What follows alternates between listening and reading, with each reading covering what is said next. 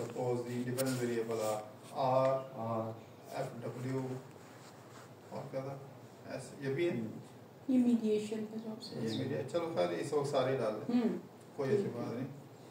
तो ये हमारे इंडिपेंडेंट वेरिएबल्स हैं, for example this 3 independent variable, 1 dependent variable.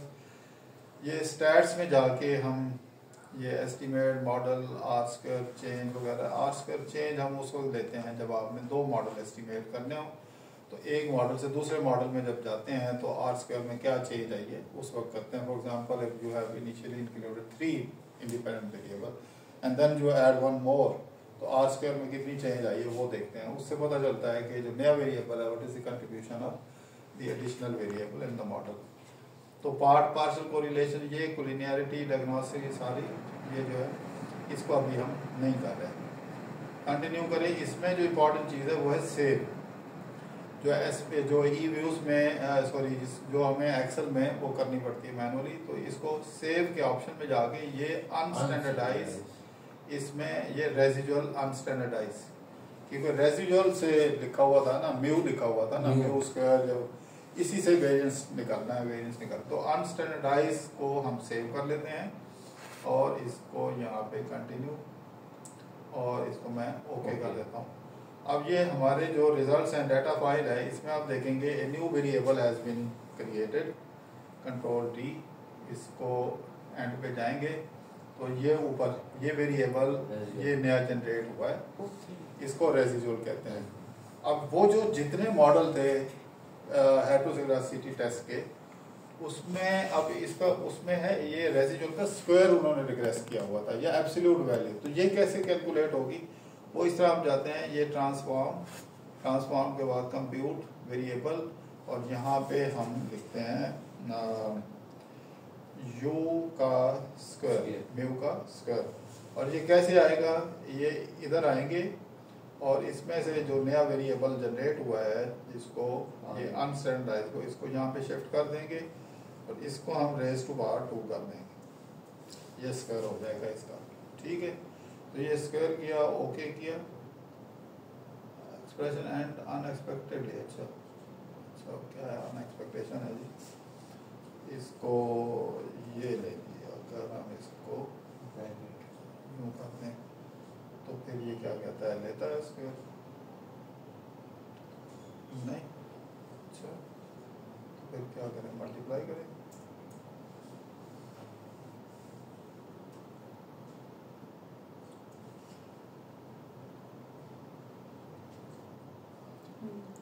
ठीक है। चलें अब देखें, अब कर लिया, चलिए ये अब हमारे पास, इसको हम देखते हैं कि ये जनरेट हुआ है, कंप्यूट हुआ है कि नहीं, इसको एंड पे जाएंगे, ये हो गया।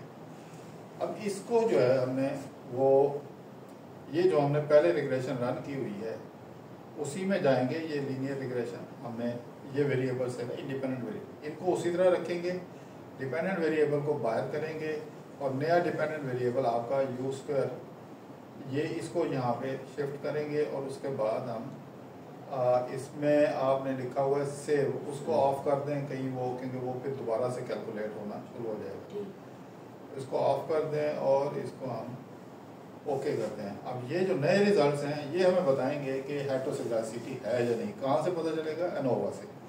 एनोवा में अगर एफ इज सिग्निफिकेंट, यहाँ पे एफ सिग्निफिकेंट नहीं है, इसका मतलब है कि आपके डाटा में हेटेरोजिगोसिटी है ही नहीं। अच्छा, इसी तरह दूसरा तरीका क्या है कि ये जो आर स्क्वायर आया है, आर स्क्वायर को सैंपल साइज से मल्टीप्लाई करें। फॉर एग्जांपल ये आर स्क्वायर है 0.013, तो सैंपल साइज आपका कितना है वो हम देख लेते हैं। यहाँ पे ये सैंपल साइज है आपका 199 प्लस 1, 200 का सैंपल है।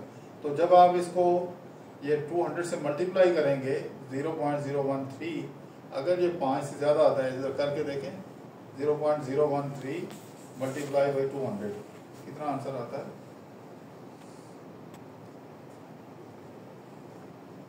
तो 2.6, which is much less than 5। Guideline क्या है कि अगर आप सैंपल साइज को आर स्क्वायर से मल्टीप्लाई करें इस रिग्रेशन में, इसको ऑक्सिलरी रिग्रेशन कहते हैं। म्यू स्क्वायर को हम इंडिपेंडेंट वेरिएबल के ऊपर रिग्रेस कर रहे हैं, एक्चुअल डिपेंडेंट को नहीं कर रहे। उससे म्यू निकाला, म्यू का स्क्वायर लिया, म्यू स्क्वायर को आपके वही इंडिपेंडेंट वेरिएबल हैं उनको उसी तरह रखते हैं, डिपेंडेंट वेरिएबल चेंज करके यूज कर रख देते हैं। तो अगर तो ये इसका एफ सिग्निफिकेंट हो तब भी हेट्रो होती है, यहाँ पे सिग्निफिकेंट नहीं है। दूसरा ऑप्शन ये होता है कि आप सैंपल साइज को आर स्क्वायर से इसके आर स्क्वायर से मल्टीप्लाई करते हैं। अगर रिजल्ट 5 या 5 से ज्यादा आ जाता है तब भी हेट्रोसिग्लास्टिसिटी होती है। तो यहाँ पे in both cases it is, यहाँ पे when you multiply sample size by R square the result comes out to be much less than 5, क्योंकि ये काई स्क्वायर टेस्ट है और उसकी जो थ्योरेटिकल वैल्यू हमने 5 आइडियलाइज की है, एक्चुअल 5 होती नहीं है, लेकिन राउंड ऑफ करके जिस तरह मैंने 2 का बताया हुआ कि रूल ऑफ थंब और एक शॉर्टकट मेथड है कि व्हेन टी स्टैट इज 2 और more than 2 the result significant effect. अगर एफ का हमने अपने लिए रखा हुआ है रूल ऑफ थंब 4 या उससे ग्रेटर है तो सिग्निफिकेंट हम कहते हैं। और अगर प्रोबेबिलिटी गिवन हो तो फिर ये सारे क्राइटेरिया खत्म हो जाते हैं, फिर हम सिर्फ प्रोबेबिलिटी को देखते हैं। Much less than 5% is significant, अगर 5% से ज्यादा है तो फिर सिग्निफिकेंट नहीं है।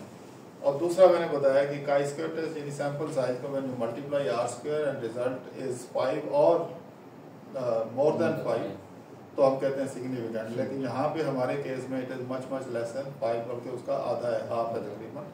तो इसका मतलब है हमारे इन रिजल्ट्स में देयर इज नो हेट्रोसाइक्लासिटी। तो आपको जब आपने मीडिएशन मॉडरेशन मॉडल एस्टिमेट करते हैं तो there is no need to select the option of CH3 जो मैंने करके दिखाया है।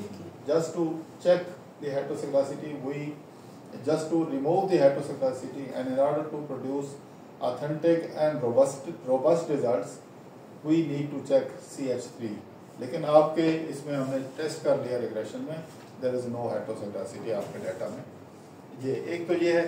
दूसरा टेस्ट ये तो स्क्वायर के साथ लिया है ना, दूसरा इसका ऑप्शन होता है कि आप इसको ये ट्रांसफॉर्म कंप्यूट और यही जो आर स्क्वायर आपने लिया हुआ है इसके ये यहाँ पे हम लेते हैं ABS underscore U absolute value U। तो अब ये मेरा ख्याल है कहीं इसका ये सिंटैक्स ना हो, इसलिए मैं AB लिख देता हूँ। तो यहाँ पे मैं लिखता हूँ इसकी एब्सोल्यूट वैल्यू हमने कैलकुलेट करनी है ABS ऑफ दिस, बाकी ये हम निकाल देंगे। लेट्स सी ये इसकी एब्सोल्यूट वैल्यू, ये इसकी एब्सोल्यूट वैल्यू इसने कैलकुलेट कर ली। हम चेक कर लेते हैं कि इसने की है या नहीं। एंड पे जाएंगे तो इसने ये एंड पे ये वेरिएबल मौजूद है ABU लिखा हुआ है, ठीक है। अब इसको ABU को आप रिग्रेशन उसी तरह ये पहले अगर आपने रिग्रेशन की हुई है तो इसी में जाके ये दोबारा ये लीनियर रिग्रेशन में जाएंगे। इस दफा इसको हम ये जो है इसको हम बाहर करेंगे और जो एब्सोल्यूट वाला है उसको अब यहाँ पे हम इन कर देंगे। और जब हम ये ओके करते हैं तो आखिर में इसी के रिजल्ट निकले हुए हैं। तो ये ABU डिपेंडेंट वेरिएबल है। एनोवा में देखेंगे, एनोवा में F सिग्निफिकेंट नहीं है, तो कंफर्म हो गया कि एक और मेथड से भी कि इसमें हेट्रोसाइक्लासिटी नहीं है because F is not significant. इसको ऑक्सिलरी रिग्रेशन कहते हैं, दोबारा मैं बोल रहा हूँ। अच्छा, इसमें भी आप देखिए ये माइनस ये है 0.014 है 200, तो 200 का 14% कितना होगा, तकरीबन 2.8। तो 2.8 इज मच लेस देन 5। तो यहाँ से ये दोनों टेस्ट रिजल्ट बता रहे हैं कि there is no heteroscedasticity in our data. मैं यहाँ पे रुकता हूँ इसको, ये रिजल्ट्स भी मैं आपको मेल कर देता हूँ। कंट्रोल एस, ये सेव किया हुआ है ना,